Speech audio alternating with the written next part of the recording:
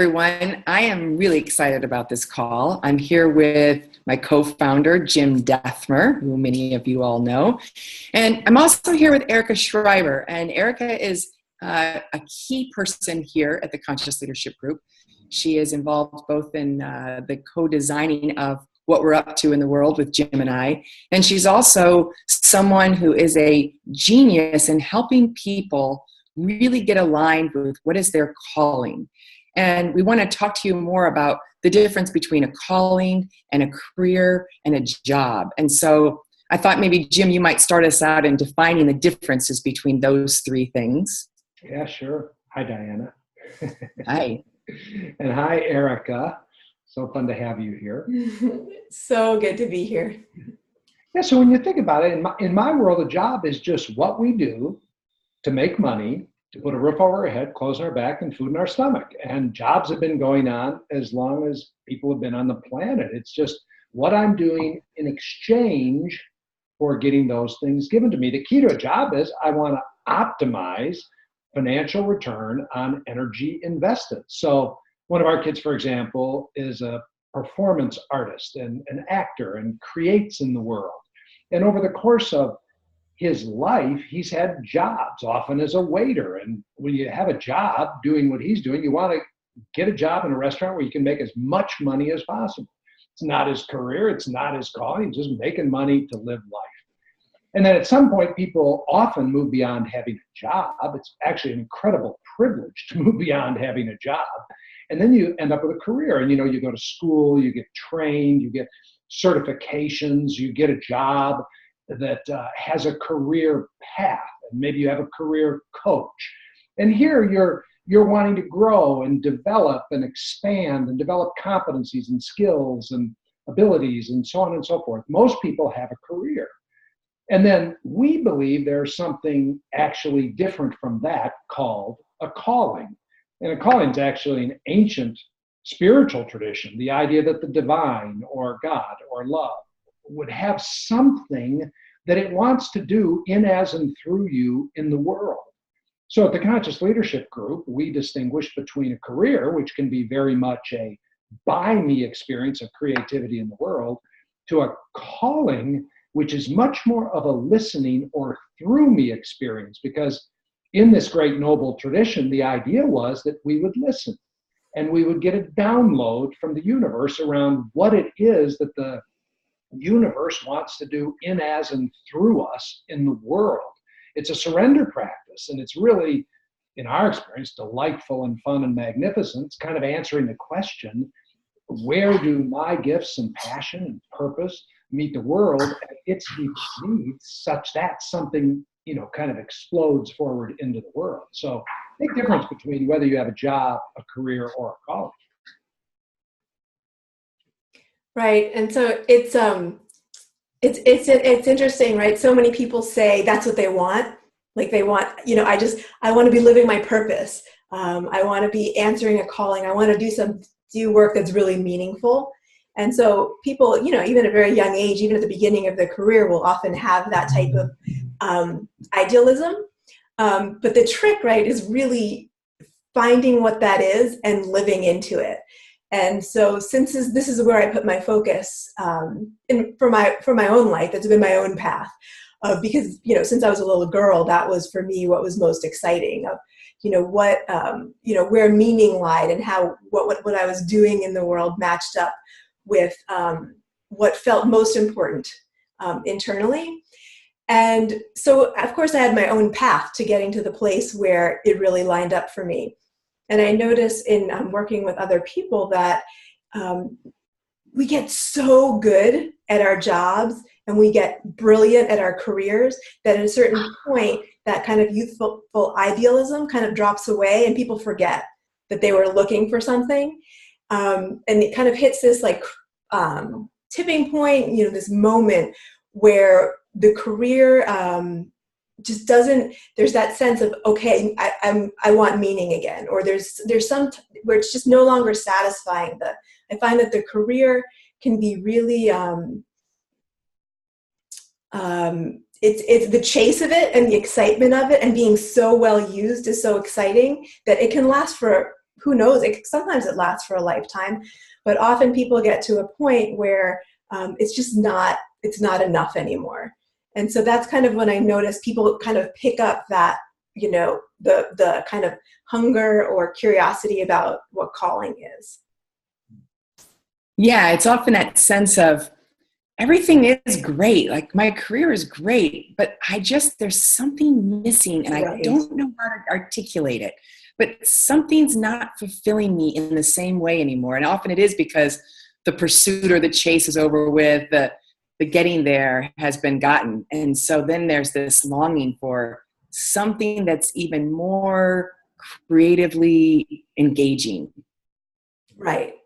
And I think it's interesting because I notice a lot of younger people that like there is something to the career that I think that helps get you to the calling. And some people will go right there, but for most people, it's like working so hard and achieving in whatever way that they do is kind of this setup. And it works with our model at Conscious Leadership Group, focusing, to me, by me, through me, and as me. Because I think what happens in career, if we're really focused, is you will make that to me to by me shift in order to be really powerful, to be this conscious creator. And so with all of that refinement of your skills and your gifts, and you learn so much about yourself and your personality and how you want to show up in the world. And then then you know yourself so well. And then there's this, like you were saying, Diana, there's more. What is that? And then how do you get to that next place to figure out what that is? Mm-hmm. Yeah. And I want to bring in the interplay of this with the whole idea of living in your zone of genius, commitment number 8.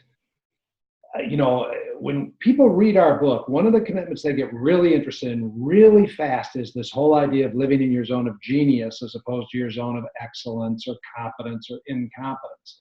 And so they often say, hey, I want to learn about my genius. I want to learn about my genius.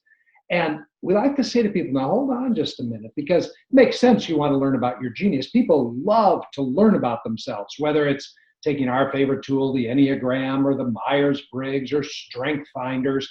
People love that feeling of learning about themselves. But this commitment around genius is a different thing. People often say, I want to know what my genius is. And we say, hold on. Like all the rest of our commitments, first comes willingness. Because many people want to know what their zone of genius is, or their purpose, or their calling. But they want to know it before they face whether they're willing to live in it. So we always start by saying, are you willing to live in your genius? Are you willing to live on purpose? Are you willing to surrender to your calling? Because that information doesn't come forward until you're willing, literally, to put your life at risk.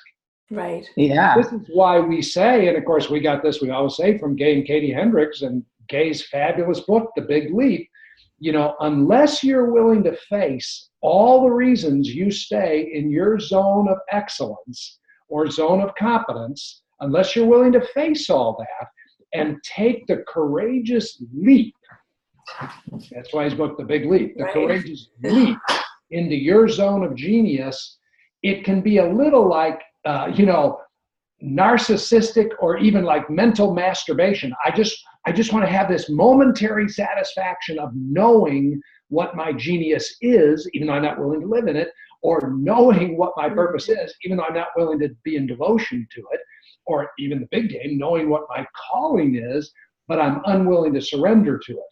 So I just want to speak that because, Eric is a genius at helping people discover their purpose and their genius, but we are pretty ruthless about not wanting her to be available to just anybody who wants to learn about themselves. First comes, are you willing to risk your life for your calling? And that's a strong statement. And if you are, we think Erica is one of the best people on the planet to come alongside you and help you discover that. Yeah, and it is. It's such a courageous leap because your identity or your ego has so many ideas about how the world is supposed to be for you to make it the best. So I know I'm going to be happiest if I have this much money, or if I live in this particular place, or if I'm spending time with these particular people. And so to listen means, could I let go of any attachments I have to how I think it's all supposed to be? And you have to have guts to be willing to do that. Right. I'm thinking about, like you, Diana. Diane and Matt have this wonderful life living in Michigan. They've got 2 kids. Life's unfolding fabulously for them. Diana starts listening to what wants to happen in and as and through her, and all of a sudden they decide they're going to give up this fabulous existence in Michigan and just uproot and move to California. That was like step 1. As I've watched Diana's life over the last, 15 years, there's just step 2, 3, 4. Matt decides, wow, I have this incredibly successful job, selling pharmaceutical products in the world, but that's not my calling. And he just stops, so I just want people to get there. This idea of being in calling, if you go back to the archetypal thing like Abraham, Abraham gets this calling from God to leave the Ur of the Chaldees where he's living and just start wandering to this promised land. He put everything at risk to have a calling. So that's why we say it's a through me experience. You got to get some mastery of a job and then a career of moving from to me to by me. And that's wonderful and fun and enlivening and enriching. And then maybe that gets a little old and you go, oh, is there something beyond just me getting better and better at my career? And we think the answer is, yeah, there is this thing out there called a through me calling, but because I just know people get excited about this and they're going to want to get a hold of Eric and say, can you help me discover my genius? Yeah. Done that with us for years. And we say, sure, we can tell you in the book, we tell you exercises to do discover your genius, but you're going to bump up against, am I willing? Yeah, I saw one of our clients the other day, a CEO of a company, and he's no longer there. And he said to me, I've never been poorer financially and never been richer in happiness. And that is my experience and the experience I hear from others who do follow their calling. It's just, can you really truly trust that if you take this leap, you're going to really enjoy the results? Right. And but like you were saying, you don't get to know what's on the other side. You don't get to control what it looks like. Yes. So, yes. I want to know this beautiful, the story of who I am, and like this gold that I've got to bring to the world. And then it's like, okay, in order to do that, I'm going to have to let go of X. And I'm going to have to embrace Y, which I have spent my whole life avoiding embracing, or whatever it is. And the details are different, but the scenario is never different. There's always something to give up that is, that you have to acknowledge and grieve. And there's always something to embrace that you never, ever thought you would embrace. I've never not seen that happen. Like, there's a predictability to the hero's journey. The details are different, but like we all pass through certain gates. Yes. And it's really exciting when someone is really willing. Yes. Which is why, it's interesting when I work with somebody, why it's so important to me to, number one, okay, we need to articulate genius. We need to articulate purpose. We need to just get this whole, 360 understanding and articulation of who you are, what you bring to the table, the whole matrix of your being and your life. But then there's a plan for putting it into action. So yes. Without that plan and without the willingness to carry it out, like you were saying, Jim, it's a mental masturbation type of thing. And then not that there's not value to it. You're planting a seed, you're discovering something, but to really live it requires that willingness to let go, to embrace. Yes, like you were saying, Diana, there's nothing more courageous to me. Yes. Yeah. Yeah. And it is really exciting, actually, when the calling gets you so strongly. Like when I remember feeling like, you're moving to California. I just built my dream home in Michigan. I had my kids in the perfect school down the street. I lived close to all this amazing community. And there was just this, literally, I felt like a voice that goes, move to California now. And I felt like it's just so clear. There's no arguing with it. And it's faith, but it's that really embracing the commitment of, if everything is an ally, then whatever I'm going to be up to here and listening to this call will be an ally. It's such a practice of trust. So my sense is that, if you're getting this from our newsletter and or watching this on YouTube or whatever, some of you are getting stirred, like you're going, whoa. And that stirring ought to be kind of in my experience, it's kind of a combination of excitement and terror. It's kind of like, oh boy and oh shit at the same time. Yep. If you're kind of having an oh boy and an oh shit experience, you might want to keep this conversation going. And, a way to do that is just ping us at hello@conscious.is and say, hey, I might want to have a conversation with Erica. That's her genius is helping you discover this stuff. So, yeah. Yeah, I really appreciate you saying that, Jim, because just because I'm terrified doesn't mean that this might not be exactly what's wanting to happen next. Right. A lot of people can think that the terror means no, instead of the terror could mean yes. So right. I think that's valuable for people to pay attention to.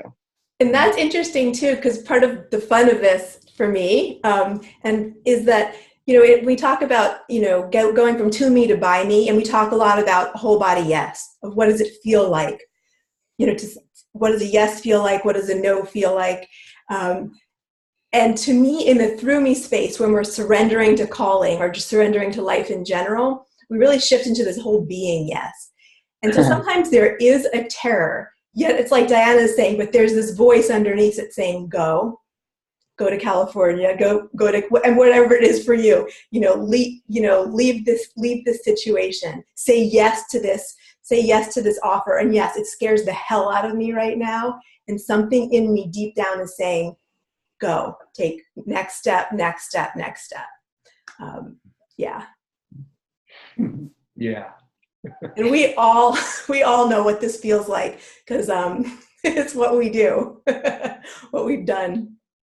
Yeah. Well, as usual, great hanging out with you two. Yeah, you too, Jim and Erica. And if you all feel called to continue this conversation with us, you can contact hello@conscious.is, and we will put you in touch with Erica to have a broader conversation about what it might look like for you to get a lot of feedback about how to listen for what's next for you. Yeah, I look forward to hearing from you. Bye, all. Bye, everyone. Bye-bye.